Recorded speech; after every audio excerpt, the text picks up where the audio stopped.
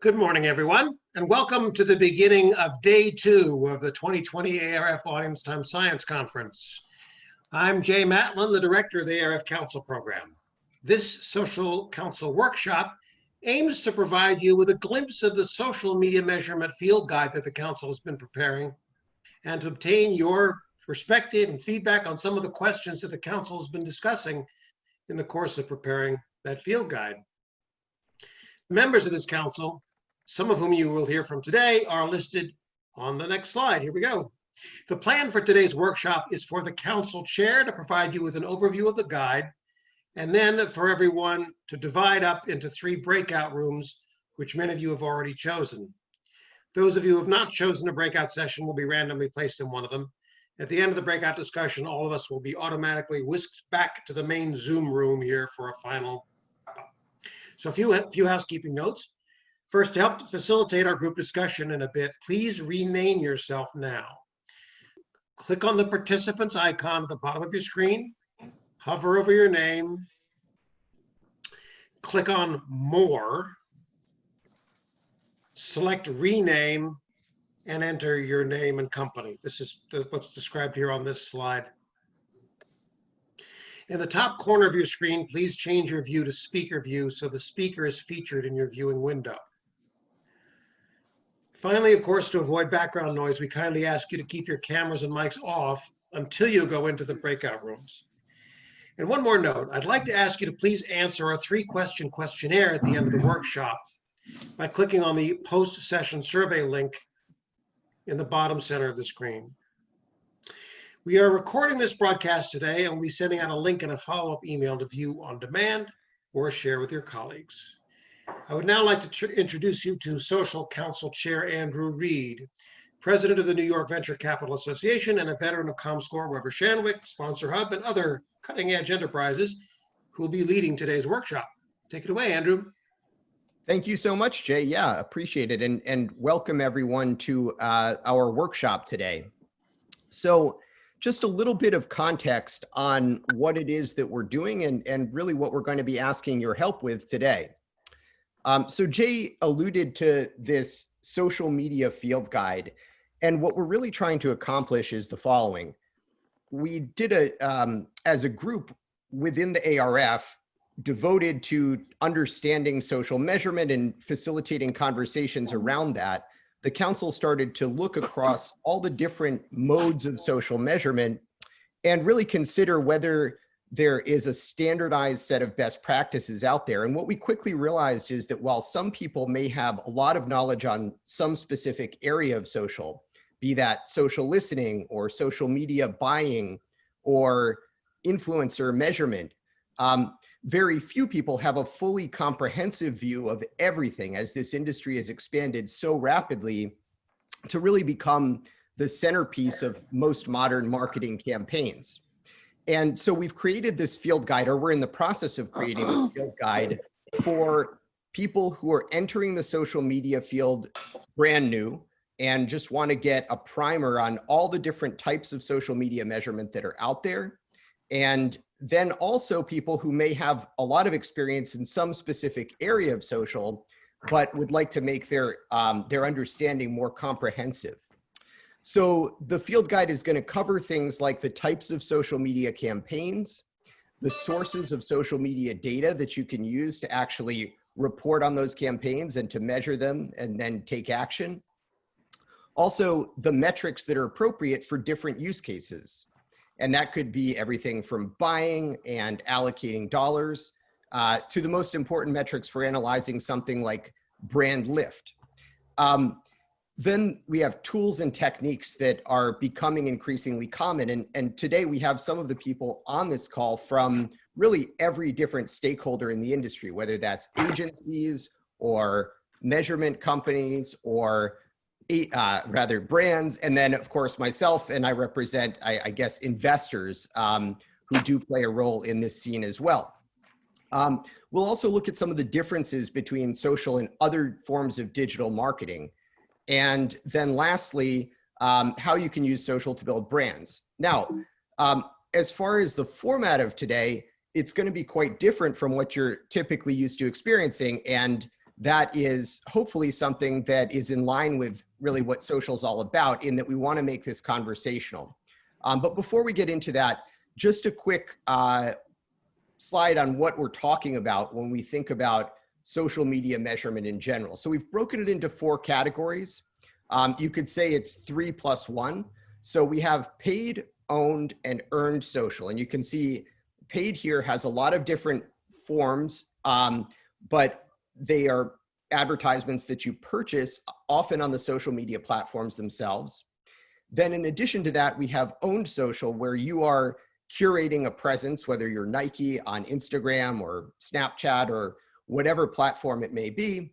And of course, we have organic social, where people may be talking about you proactively, hopefully on the good side. But of course, we all know that there can be a downside too. Here, someone was upset about a Domino's order, although it all worked out. Then lastly, of course, we have influencers. Now, with respect to influencers, it's critical to note that paid, owned, and earned all fit into influencer marketing in general. And likewise, when you're working with an influencer, that's really almost like an industry unto itself. But because influencers are so critical to understanding social media, we wanted to include them here in this discussion. So in terms of our process, my cat is jumping up here, sorry.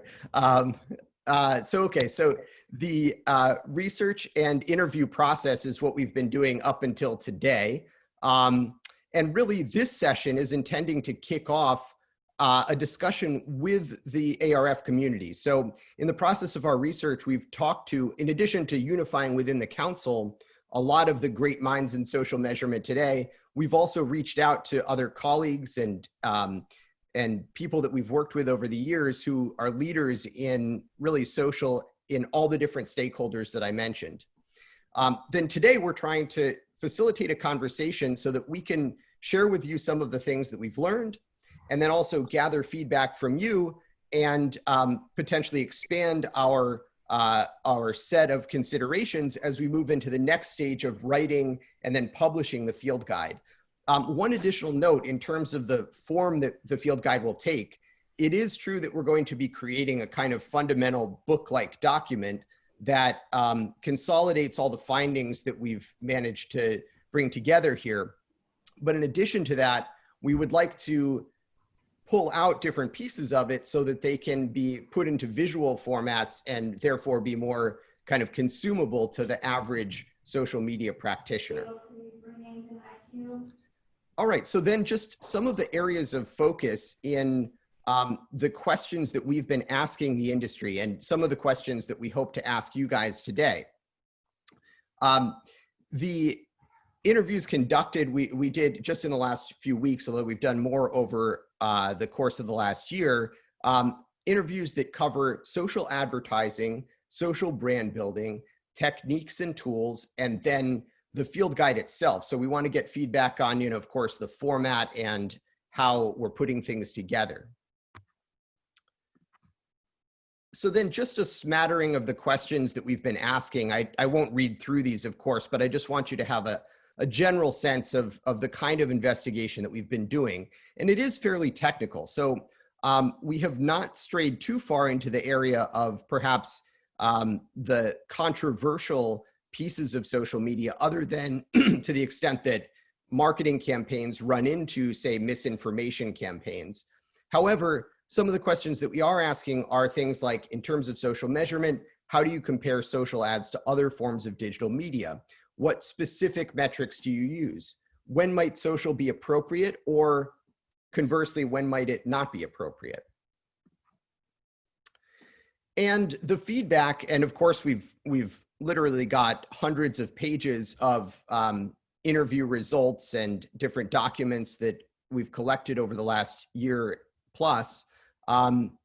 But some of the feedback, I think, is represented in a few of these quotes that I've pulled out here. So first of all, social, and for those of us who are relatively old hands in this industry, having been in it for close to a decade, the resistance that we used to feel toward social, one being an important part of marketing campaigns, and then number two, social becoming or social measurement becoming accepted as a way to understand what's happening, that's really disappearing. So as social has shifted to kind of the centerpiece of most marketing and something that all marketers rely upon and talk about almost every day, the resistance to the measurement of it has also really dissipated. But that doesn't mean that there aren't a ton of questions around, well, what does all this stuff mean to me and how do I make it actionable?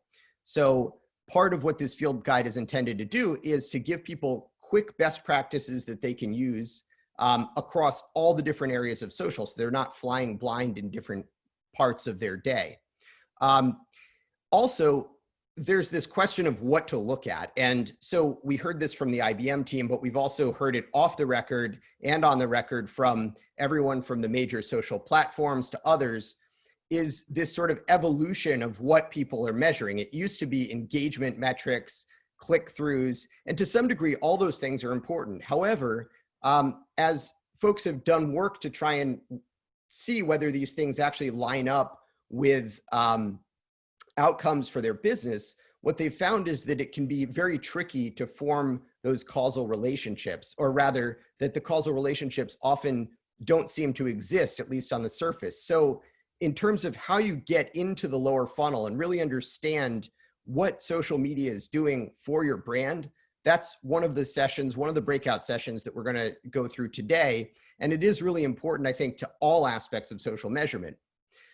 Lastly, here, the Bureau sees media, social media as a way for disinformation to spread. So this comes from our colleagues who are part of the Social Council at the US Census Bureau.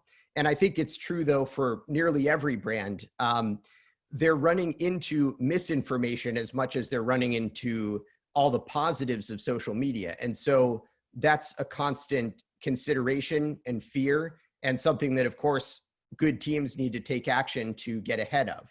And we'll talk through that.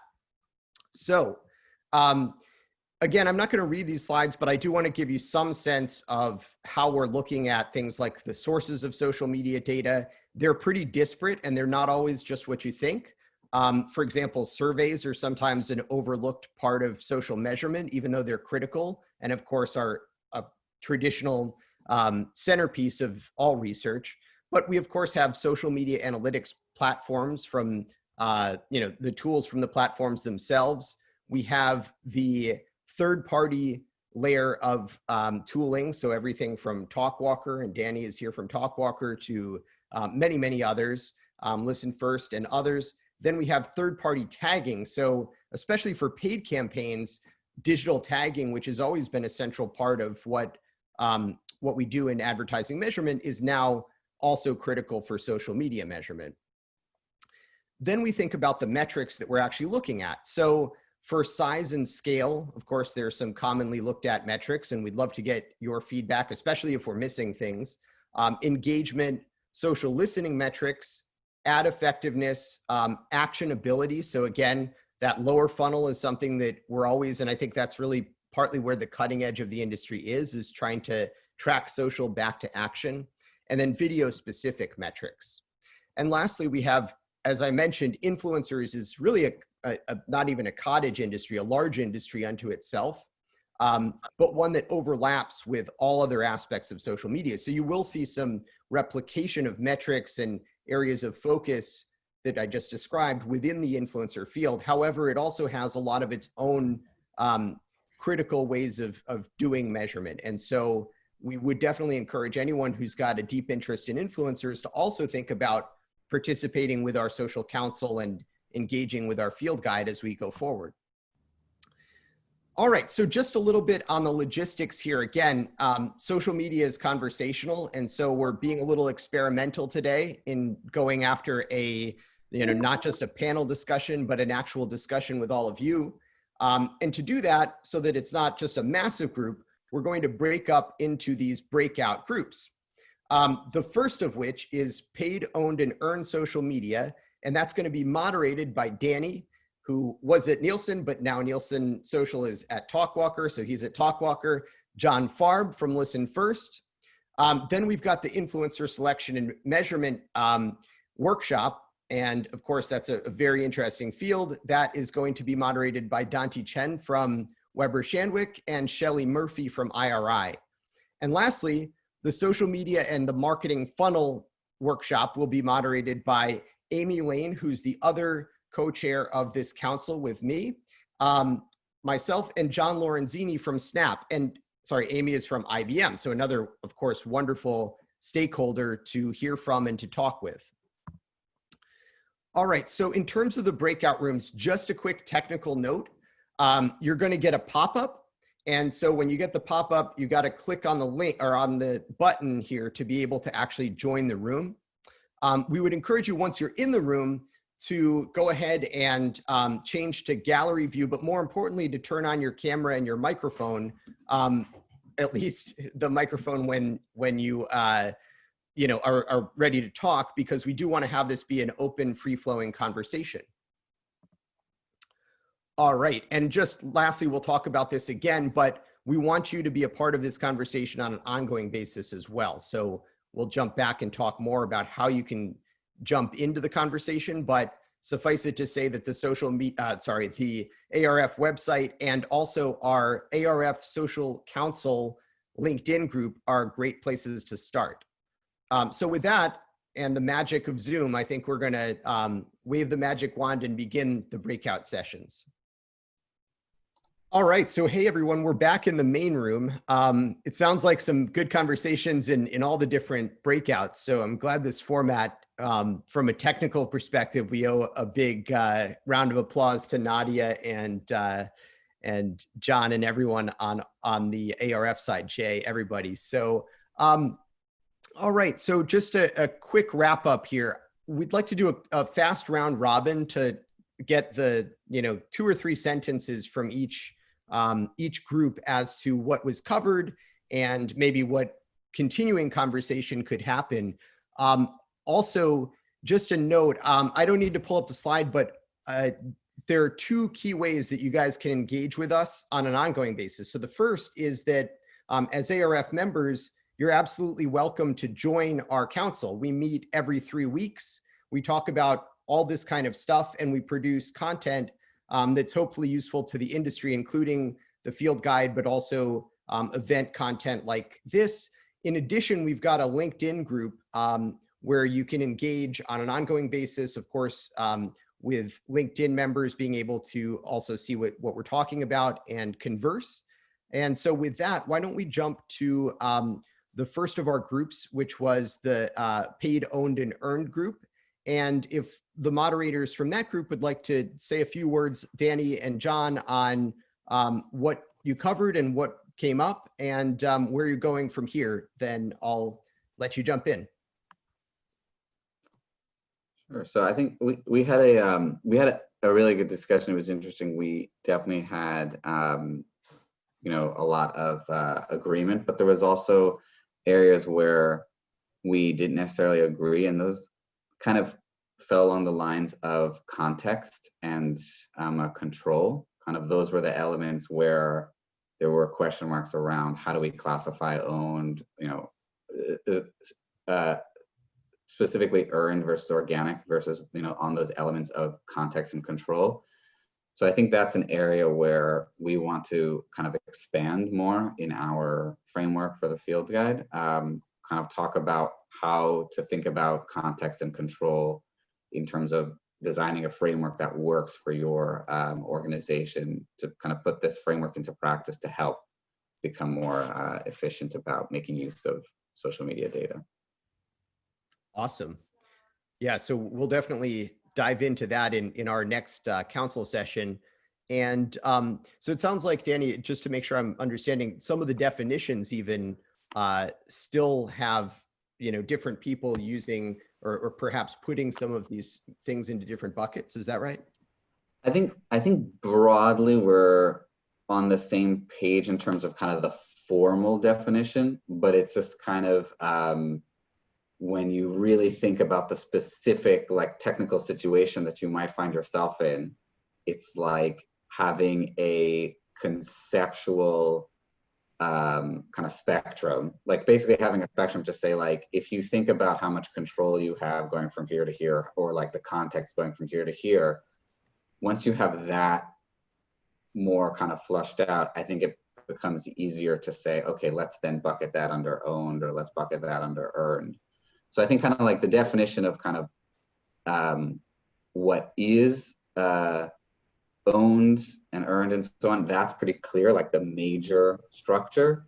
But it's kind of like when it's right on the border, or when things get a little bit more far removed from the source post, it's kind of thinking about where, you know, do those maybe start to switch or move over a little bit. So flushing out a little bit more, what does it mean to have context and control? How do things change? How can things layer on top of each other to kind of feel confident that the whole organization is on the same page in terms of where we, you know, put these things.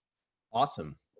Yeah, sounds great. Thank you. And all right, so jumping to our influencer group, Shelley and Danti, do you guys want to give a quick synopsis on the outcome of that session? Yeah, so we discussed just in general, what's the practice in the field, and there are some very good questions specifically about measurement with the additional media exposure during the influencer campaign. As Shelley said, we'll just use this to answer some of the questions and clear some of the things where it does assume general media impact during the influencer campaign usually, which is why it's more effective when you really want to track a specific campaign to have some measurable call to action or specific links or type of promotion for that campaign. That's the most straightforward, effective way to track. Other than that, we have great enthusiasm, and we will have to continue the discussion more. Awesome. Yeah, thank you so much. That sounds great. And so with respect to influencer, of course, that's something that overlaps with all these different areas. So that can get quite complex. Okay, great. Well, and then the session that I was in really was led by Amy and John. So I'll turn it over to them to give the synopsis.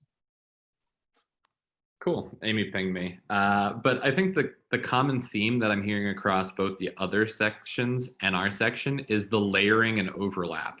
And one of the things we talked about in our section was lower funnel versus upper funnel metrics, the different ways to measure it from, you know, an ROI, a brand lift, an incremental ROAS, and how all those metrics fit together. So we had like the Unilever crew talking about upper funnel and how they measured things with brand lift.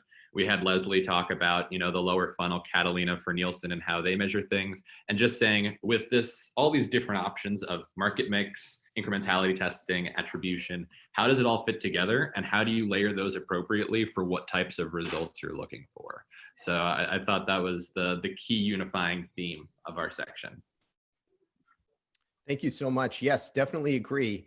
All right, so well, thank you all so much for this experimental workshop. I think it was a success, and we're looking forward to more engagement with the community. Please feel free to consider joining the social council and also participating in, you know, forums like this to discuss the work that we're doing. And also, of course, LinkedIn is a great place to do that. So just look up our ARF social media group. I'm sure we'll have communication coming out after this session with respect to the details on how to join, but looking forward to more conversation with all of you, and have a wonderful rest of the conference and rest of your day.